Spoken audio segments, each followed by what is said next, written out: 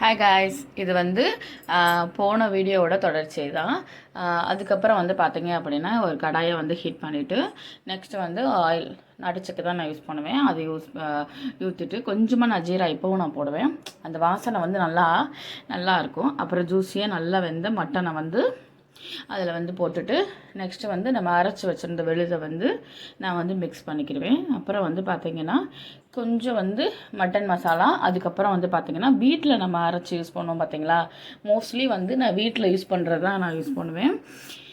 என்னைக்காவது தான் கொஞ்சம் ரேரு. இது கொஞ்சம் ஏற்கனவே வாங்கினது மிச்சம் இருந்துச்சு. அதனால் வந்து வீட்டில் அரைச்ச மசாலா தான் அதில் ஒரு 2 ஸ்பூன் மட்டும் போட்டு, ஏன்னா இது மட்டனுக்கு எல்லாத்துக்குமே வந்து நல்லாயிருக்கும். நான் நானாக தான் வீட்டில் அரைச்சி இது பண்ணுவேன்.